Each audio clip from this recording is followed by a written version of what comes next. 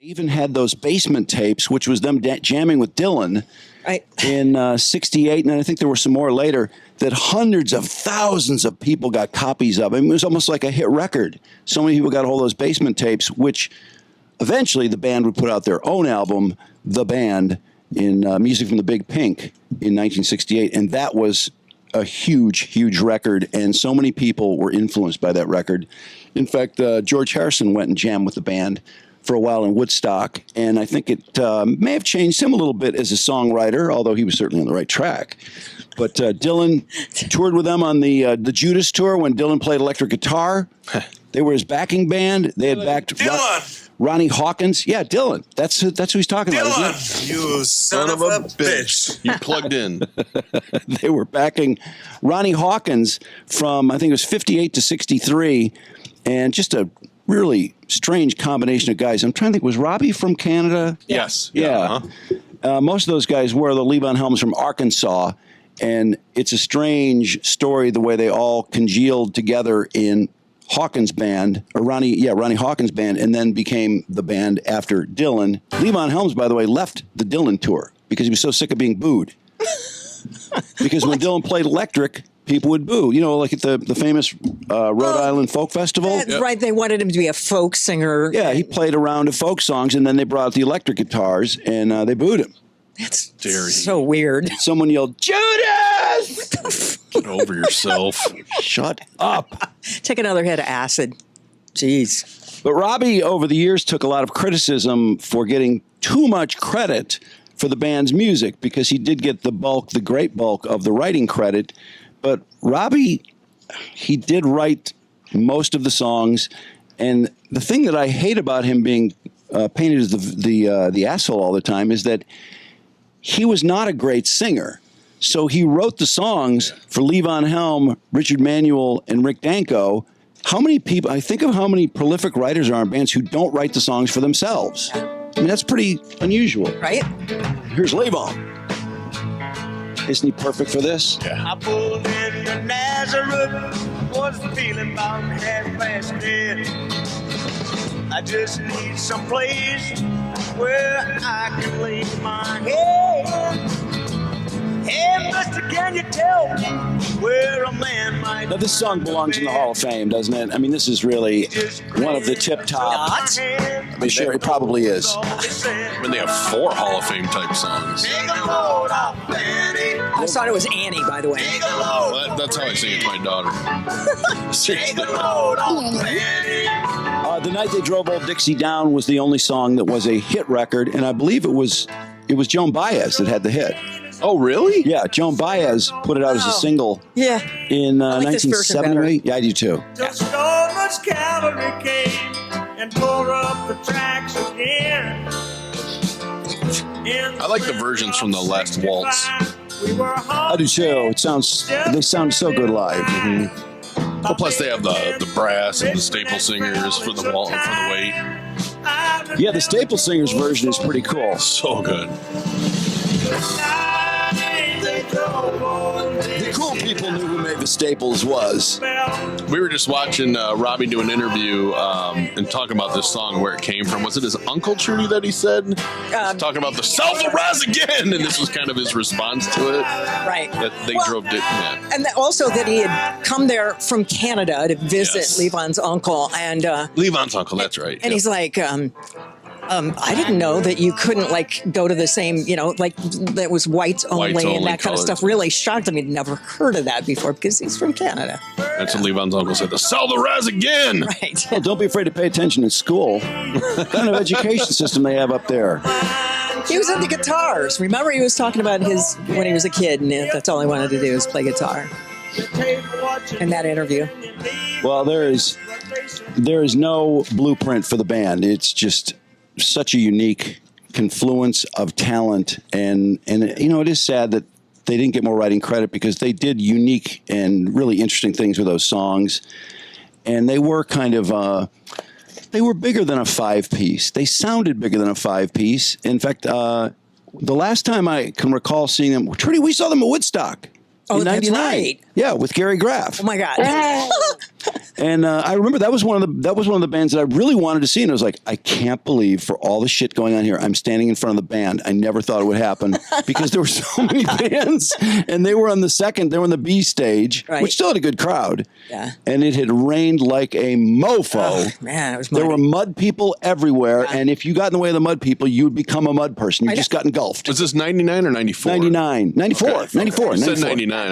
That was the fun one. Yeah, 94. You could get in. You would be engulfed. It was like the Blob rolled over you, and you were part of the Blob. They would tackle you and make you into a mud person, recruit you.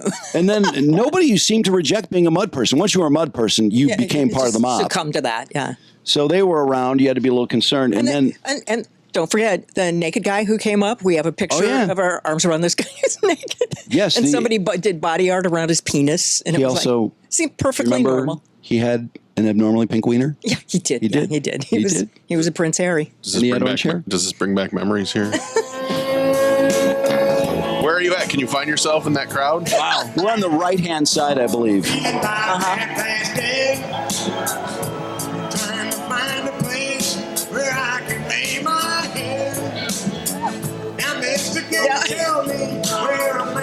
He looks like that voice would come out of his face. Yeah. He does. There's Robbie. No, that's Rick Danko. Robbie never played with the band again. Oh, he didn't? Yeah, Bruce Hornsby's up there. Oh, get out of there, Bruce Hornsby. Yeah, when Rick Danko gained some weight, he started looking like Robbie. Yeah, that's what I thought. Well, Robbie. He did. That's really weird how that happened. But I was telling Mark, because Mark was saying you watched the Ed Sullivan show when they played up on Cripple Creek. Yeah, it was really good. That was cool. It was really cool watching Levon sing. And that's 68. That's when they're just blowing up. Yeah. And in 93, I just looked this up because I was just digging into the band the other day. You killed him by thinking about him. I hope I didn't. I hope I had nothing to do with this crime. But I felt bad for telling you. You were really shaken. I was really bummed. I am. I'm still bummed. Anyway, I looked them up on the Today Show because I knew they played in the Today Show in 93. Really? And yeah, they did the three. They had Danko. Richard Manuel committed suicide in 86, I believe. But they had Rick Danko, Levon Helm, and Garth Brooks. And a couple other guys. They had Garth Brooks. Garth Hudson. That's Jesus. Really weird. Time traveled? No, I just got in the wrong last name. He was big then. He was. Up on Cripple Creek, and she sends me if I spring a leak, and she mends me. I don't have to speak, and she defends me. A drunkard's dream if I ever did see. Which one's that right there? That's Richard Manuel. I swear, every live version I've seen, I think it's this way in the Last Waltz too. He is staring at the camera, and it's spooky. Like he doesn't look off camera; he just is singing to the camera. He's eye contact. He's making love to the camera. Well, in 93, Levon, Danko, and Hudson made an album with Outside Help, and it's got a version of Springsteen's Atlantic City, which is their second most streamed song. It's really fucking good, and it was great on the Today Show. Brian Williams introduced them. Yeah, Brian Will. And Levon kind of interrupted him to introduce the rest of the band, which is like so Levon Helm to want the guys that nobody knew to be mentioned on national television. Yeah. I have a separated at birth, two separate at births from this performance. Okay, first of all, I want to say this, Mark. Garth Hudson looks like somebody. I can't figure out who. Who's that right there? Yeah, that's Orson Welles. I think it looks like Orson Welles. He does. In June. And Levon, just hear me out here. Levon looks like a cleaned up version of Charlie Manson. Oh, yeah, he does. Yeah. Oh, wait a second. Yeah, 100% true with the beard and the furrowed and the brow. Nose, the way his nose. Yeah. Charlie had kind of Baby, won't you light my fire?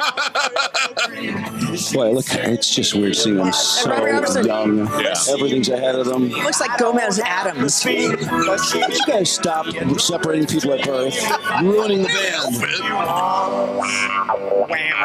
There's Orson. The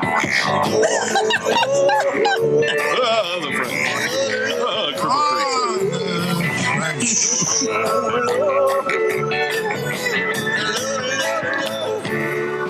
Man. Creek. Yeah, Such a good performance, though. Robbie went on to make a lot of movie music, and also he worked with the Rock Hall of Fame a lot. He was the kind of the producer.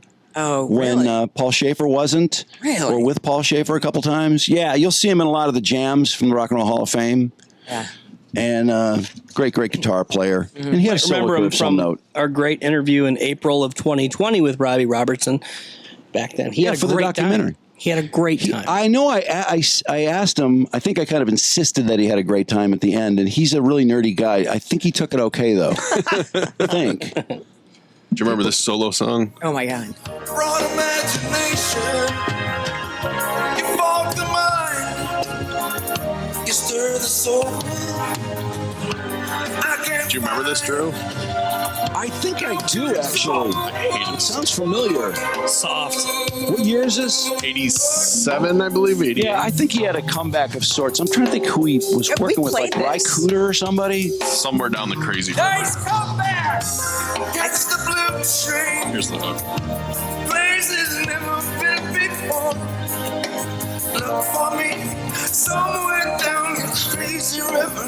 Somewhere down the crazy river. Gee. She? I thought that was a dude. Oh, it's a dude. Yeah, I think that was a dude. Martin Scorsese directed that, clearly. He did. Oh, seriously? Yeah, he directed that video. The video. Right after he Interesting. directed Bad by Michael Jackson. Robbie? Hello, is this Drew, Mark, and Trudy? Yes. Yes. How are you? I just wanted to make sure, just because I don't want them dialing a wrong number on me. Robbie, I watched the documentary last night. Mark watched it, and I'm Trudy almost done. has watched it. We were brothers.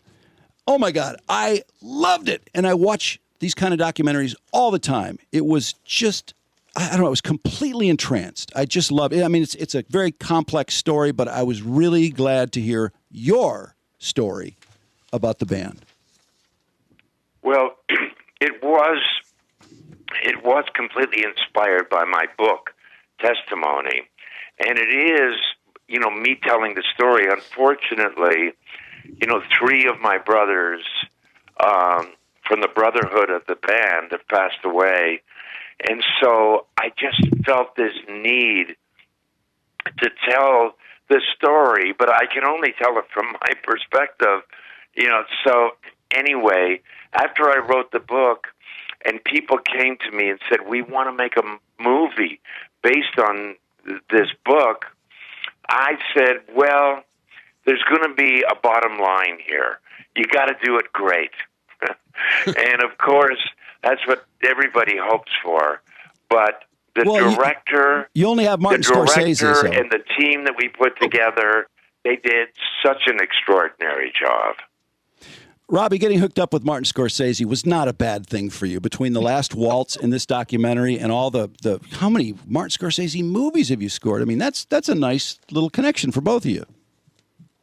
I think, I've lost track, but I think that we're around number 10, and we're working as we speak on the next one. Wow. Well, Including The Irishman. Yeah, The Irishman? Yeah. Just recently. Which was, that was a lot of scoring, too. That was a long movie. I loved working on The Irishman, and I had to figure out a kind of music for this because it spans many decades, and I had to find a flavor that didn't sound like, oh, that's right out of the 70s. Oh, that sounds like the 50s there. It just has a timeless quality, a haunting timeless quality. And so I wrote the theme from The Irishman, and it works beautiful in the movie. And of course, all of the songs from these different periods that Marty and I choose in a lot of these films was also great fun too. How cool to be able to call him Marty. Marty, I know. If I called him Marty, he'd punch me. For The Last Waltz, Robbie, how did you decide who to invite? Because you got an all-star group of people, and then I'm wondering too who you invited that didn't show up, because that was a screw up. It's one of the best rock and roll movies of all time. Well, I don't think there was anybody. See, I thought this could be tricky because we're doing this on Thanksgiving, and thinking this is a way for us to give thanks and to do a celebration of music at the same time. And again, Martin Scorsese was directing another movie at that time, and they don't like it when you go make another movie while a studio is paying you to shoot a movie. So we had to do it underground, and we had to do it over the Thanksgiving holiday.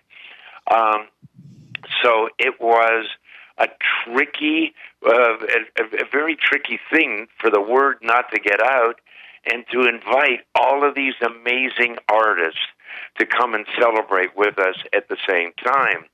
And we had a musical connection in one way or another with every guest that we invited. And I don't think there was anybody that said they couldn't make it. I thought that was going to be tough because it's Thanksgiving. They're going to be, no, I got to go, with my family, or I got to do this. It's Thanksgiving, blah, blah, blah. Everybody showed up. Okay, I had one person in mind. I was thinking, because he's in the doc, and he's such a great guy to have in the doc, too, is George Harrison, because he was a huge fan. Did he not get an invite? No, the drummer came instead. Ringo came. Drummer. Well, George, in the documentary, I thought made one of the greatest points. He said, when I wrote a song, I had to write it for myself. And Robbie was able to write for 3 very distinct voices and 3 incredible voices. And that's, when I hear, like Levon didn't like that he didn't get writing credit and such, I thought, well, Robbie wrote all these songs and he let other people sing them. I mean, it seems like a pretty good team effort to me. Well, it was an incredible team effort. And in all the time we were together, I don't remember. There was never, ever any musical issues.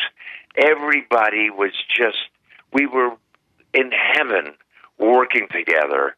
And as in the movie, as it tells, later on, something that we didn't have any knowledge of, we had no expertise in it and didn't know how to deal with it, that during that period of the 60s and 70s, there was a lot of experimenting going on with drugs.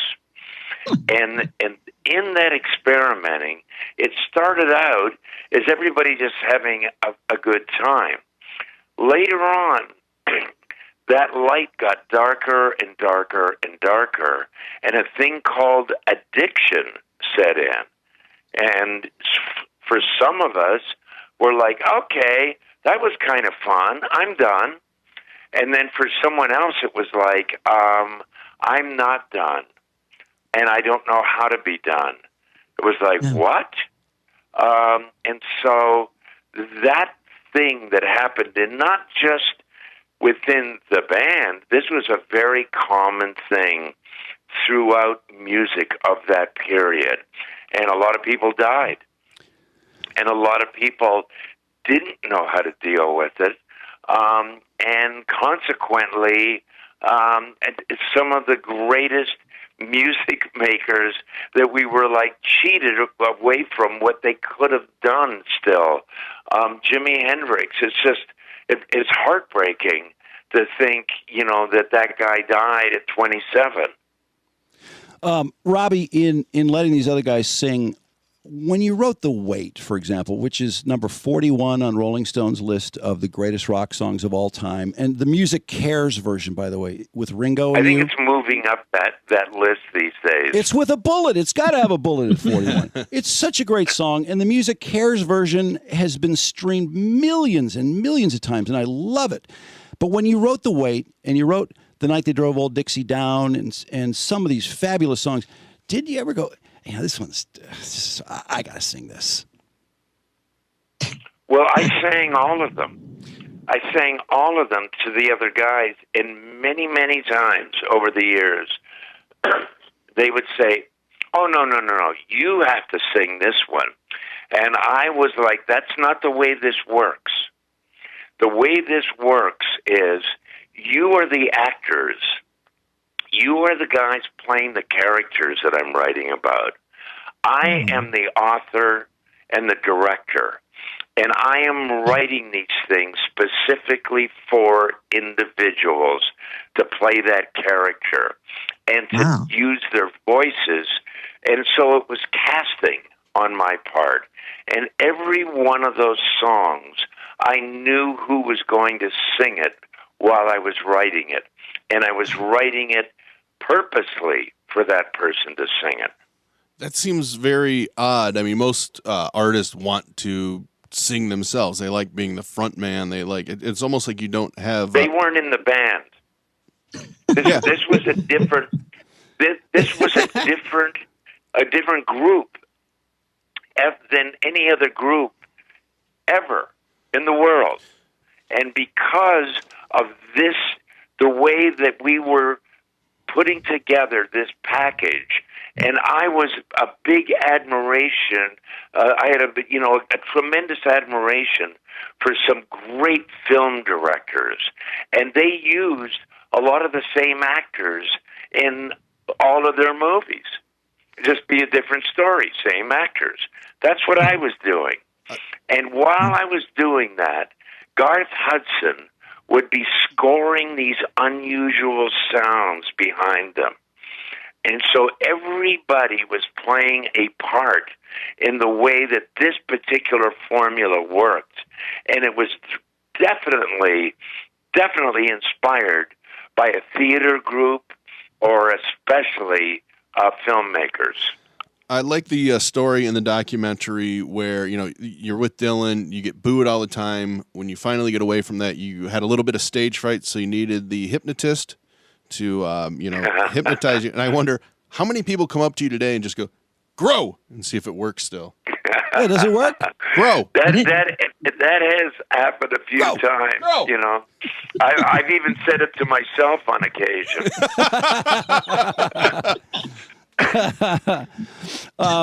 I thought, if you have to pick out a documentary, sometimes is only as good as the people who agree to be on it. And I thought Ronnie Hawkins was so much fun. Every clip he had was fantastic. And, him waving your guitar with his hat because it was too hot. And then the one line, and I thought, I wonder if Robbie thought about clipping this one out, because you had gone from Canada to Arkansas on a train, correct? To audition for the Hawks? Right. And the audition, and I thought, well, you already play with them. Why does he have to audition? But anyway, you pass the audition, and so, of course, you said, well, what do I get paid? He said, don't worry about the money. You won't get paid shit, but you get a ton of pussy. and then he added that, and he did. Ronnie Hawkins is one of the greatest characters I've ever met in my life. And I was honored to start. I started playing with him when I was 16 years old. And when I went down there, he didn't say, come down and try out. We'll see. He said, come down. This is really a long shot. I don't know. And when I got there, I realized I was too young to play in the places they played. I wasn't experienced enough in life. I was 16 years old. I wasn't a good enough musician. And worst of all, I was from Canada. There's no Canadians in Southern rock and roll bands. It's against the rules. So I had so much to overcome and to win that battle. And he realized nobody was going to work as hard as me. And he could tell in his gut that I just had a creative spirit that was just, going to be something. He didn't know what, but he knew I was going to be something. Man, I wish we had an hour to talk about this. I so many questions. Well, we're just going to have to look at this as part one. Yeah, you got to come back. Please come back. I say that to people, and then they never come back. But let me try this one on. You guys are playing Cleveland. I forgot what year. It looked like it was the baseball stadium. Giant crowd. And I think it was Richard lost his stash. And so he couldn't play because he was detoxing, I guess, correct? Yeah, he was going through withdrawal and was very, very sick. Couldn't somebody from the stage, Robbie? Couldn't somebody say, "Hey, we need we need. I mean, it just seems like. Yeah. Does anybody know the words to these songs? I meant the anyway, drug. that was that was one of the things that sent a chill through me, and I thought, we've got to do the Last Waltz. We've got to bring this to a conclusion, and then be able to address this thing that is bigger than life. It's more dangerous, and we've got to figure out what we can do about that. And it was a mystery and something that none of us understood. And there was guys in the band that were part of that, and they were like, I don't know what to do. So it really did send everybody off on a different path.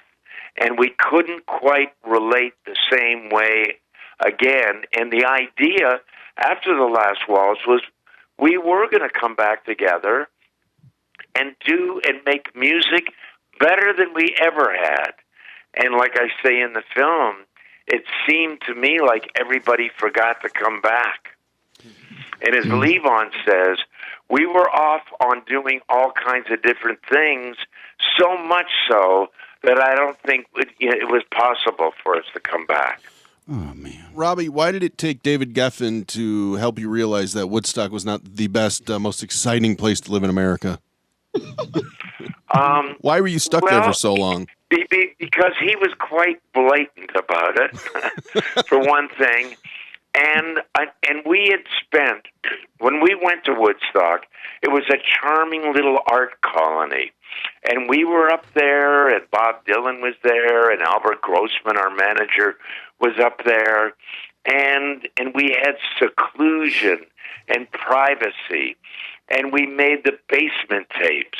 And then we put together music from Big Pink. Mm-hmm. And it was heavenly, and it was great.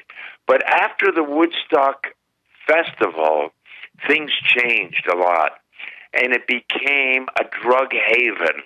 And it became a place that didn't have that same charm anymore. And when David came along, and David was saying, I think it would be really good for you, a fresh surrounding, and an inspirational surrounding, and do something beautiful for your family. Can you imagine living in the Pacific Ocean with your backyard? Let me hook that up for you. You'll love it. And he's a very convincing guy. Sammy Davis Jr.'s mansion, didn't you guys rent that out to rehearse? No, we rented Sammy Davis Jr.'s house to record the band album. And we recorded it there in the pool house. That was unheard of at the time. Well, that had to be quite a place, Sammy Davis Jr. I mean, did you hang with him at all? No. He was just renting it out. He had moved to another house, but he still owned this place. So we just rented it, and it had many rooms in it, so we could all stay there together like a unit. And because we were together day and night, it came out in that music, which I've just put out the 50th anniversary of the band box set album, and revisiting that music was just absolutely magical. I was watching The Last Waltz in the documentary, and in every clip, Robbie, there's just unmitigated mirth on your face. You look so happy. And I thought, is this relief because, the craziness of the past few years is going to be over soon? Or are you just having so much fun being with the band and all your special guests? It was a celebration of music, the likes of which no one had ever imagined. And to be doing this with Martin Scorsese, he got some of the greatest cinematographers in the world to operate cameras and shoot this over a 5-hour period. And it was just something that every moment that was going by was so thrilling. And just between us, you couldn't, there's no way that a group can remember. I think we played something like 21 or 23 songs that we had barely ever ran over or played before in our lives with some of the greatest artists in the world. And going from Joni Mitchell to Muddy Waters, I'm telling you, is a test. And that night, we never goofed up at all. I'm telling you, the gods were on our side. And so I was just lapping that up and relieved and ecstatic and all of those things coming together. And perhaps you're right. Perhaps the feeling of this conclusion of bringing all these experiences and all this music to a beautiful conclusion was just an extraordinary experience. And if you didn't enjoy it, you must not be alive. Robbie, they're asking us to wrap up, even though this is possibly the best interview you've done on this topic, or ever. I put it up against any of them. I'll close by asking: you've produced and arranged the Rock and Roll Hall of Fame gigs a number of times. What's the coolest performance that you've seen or been part of at the Rock and Roll Hall of Fame?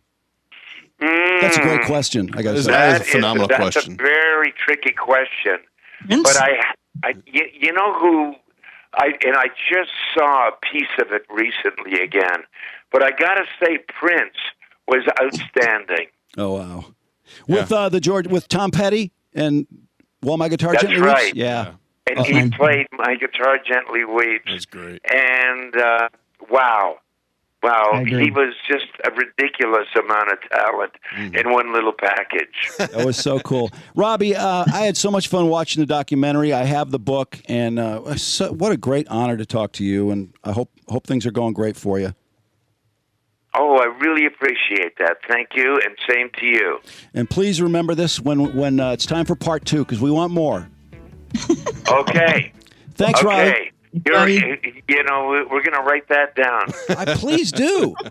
This interview's been great. I'm telling you, play it for other people. They'll be impressed. If you want us to send you a copy, we'd be happy to. All right, guys, take good care. All the best to you. Thank you. Bye, Robbie. Thank you, Trudy. He had a great time. He's great. He's a lot of fantastic fun. time. A lot of fun. No was all he said. He's a good storyteller. Yeah. Take a